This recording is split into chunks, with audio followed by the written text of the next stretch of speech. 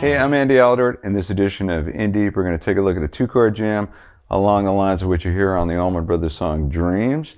It's very simple. A lot of Allman Brothers songs are two-chord jams like Blue Sky and Liz Reed.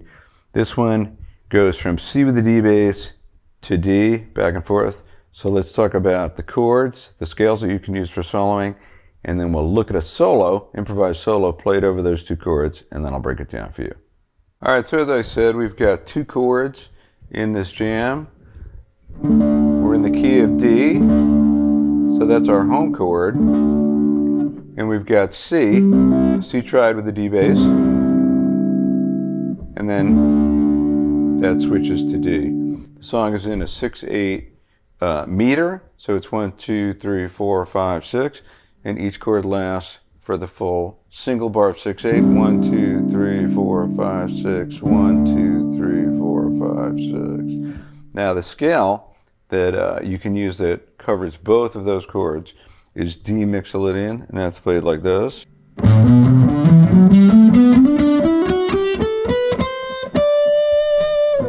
Now that can be reduced to D major pentatonic, like this.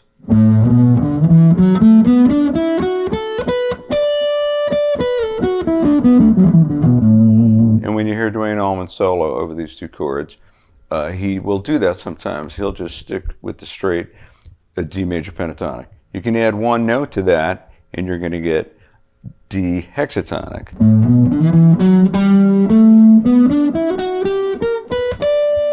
So all I did was I added the G note.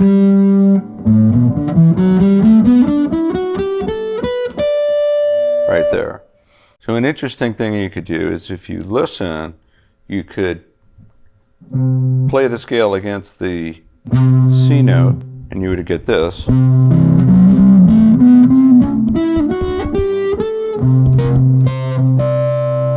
And you can hear there are some unusual intervals because we got what turns out to be like the sharp 11 or sharp 4 against C.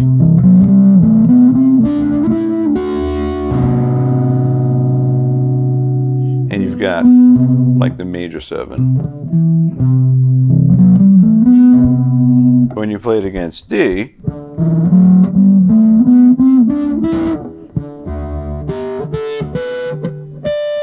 it sounds much more normal. Okay, so let's take a look at the solo example, and then I'll break down some of the licks for you.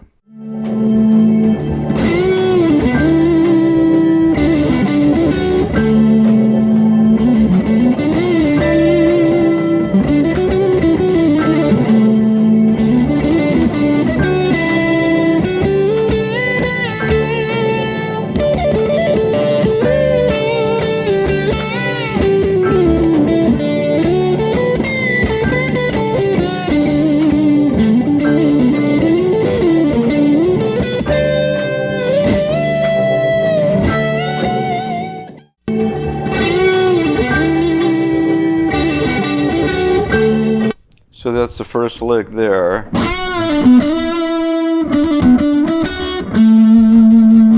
So that is kind of based on D major pentatonic. This is on, that's on D, but then when it switches to C with the D bass, I'm going to emphasize the E note, because that's the major third of C. And then I emphasize A because it switches back to D.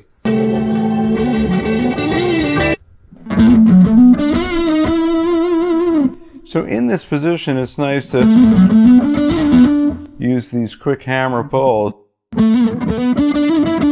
just because they're right there.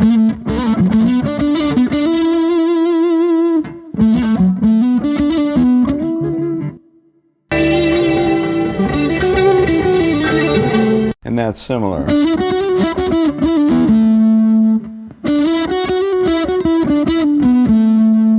Like that.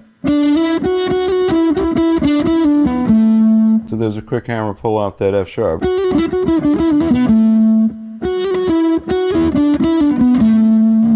And the use of hammers and pulls are nice because it makes it sound smooth and legato. And then So at this point, I've kind of done so many of those, it becomes a theme.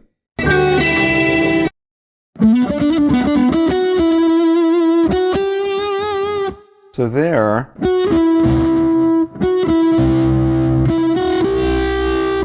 I'm going to use the E and the G because they're chord tones of C.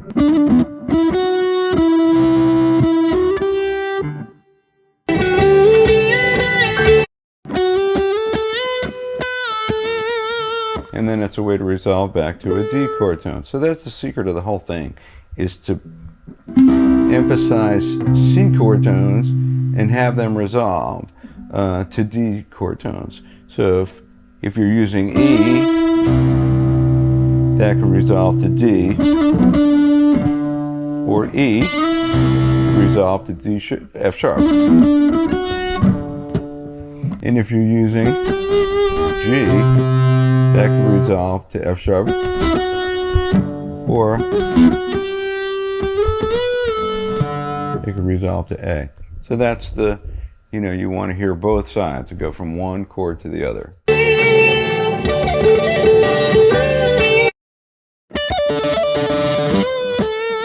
So that's kind of cool, this little, so I'm doing this little quick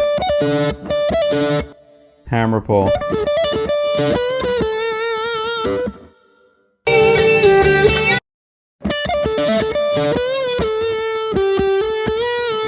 And then I'm going to drop down to the G.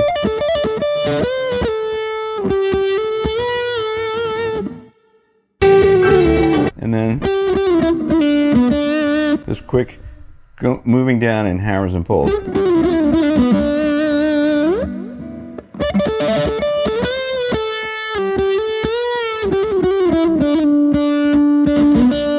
That kind of thing. So practice them slow like that.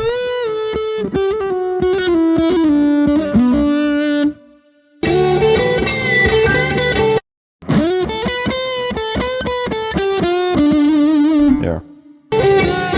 Yeah. I kind of got bluesy there. Almost sounds like D minor pentatonic, but that F natural, which would make it minor pentatonic, I'm going to push it up toward the F sharp. And that's more like Mixolydian or hexatonic. Back to that theme.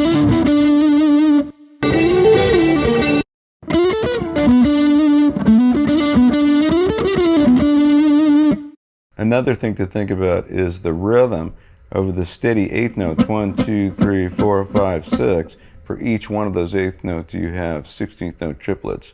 1, 2, 3, 2, 2, 3, 3, 2, 3, 1, 2, 3, 2, 2, 3, 3, 2, 3. So that kind of thing.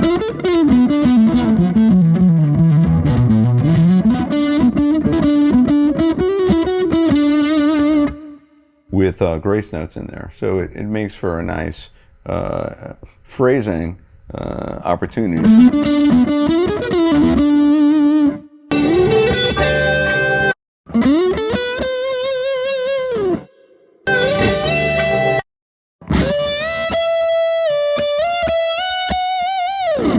And that's going to take us into the next 10 bars of soloing, which we'll get to next time.